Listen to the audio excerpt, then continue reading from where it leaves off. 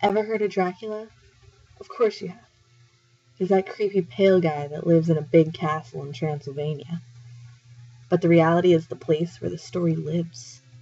That deep, dark corner of the imagination that evolves what you hear and see into darker creatures.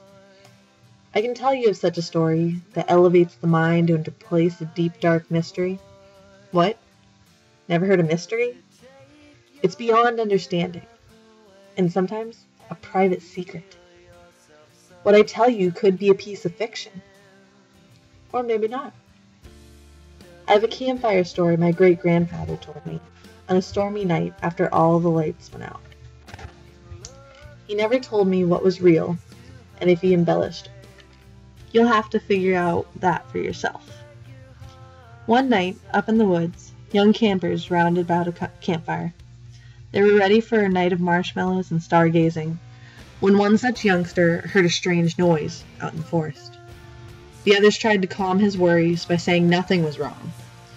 The shaggy-haired boy knew better than to believe in ghosts, so he turned back to his friends and kept talking. But the fear crept into his very bones as the wind whistled through the fire and the night air grew cold around each child. They all began to look as the darkness, with an evil nature, crept up upon the crowd.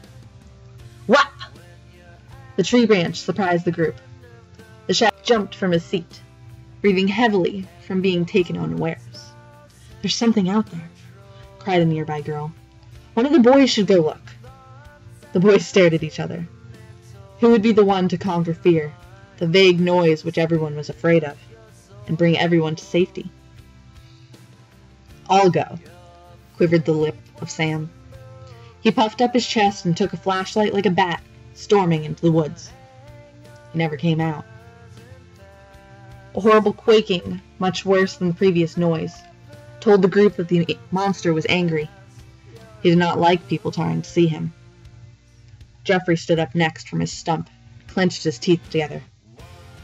I'm gonna go make sure Sam's okay. He pulled his coat tighter as a chill of air ran around his torso, begging him to stay put. The two girls gathered together on one log, wishing everything would turn out okay. Jeffrey never returned. Finally, the shaggy-haired boy named William stood up and looked over at the girls. If I don't make it back in 5 minutes, don't come and get me. Make haste and get out of here. His words left an impression in the air, and the girls nodded. Those 5 minutes wilted on and on. The girls wanting to follow but remembering William's words. They would have to relive that night over and over again as the years went on, because no one ever found the 3 boys, even after many searches. All that was found were jackets and shedding of hair, a strange and menacing beast. Every time my grandfather told me that story, I shivered, but said, didn't bother me. It was fiction after all.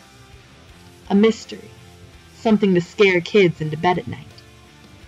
But he would just shake his head and point at the picture behind him of 3 boys and 2 girls smiling around a campfire, and what seemed to be glowing red eyes silhouetted in the background.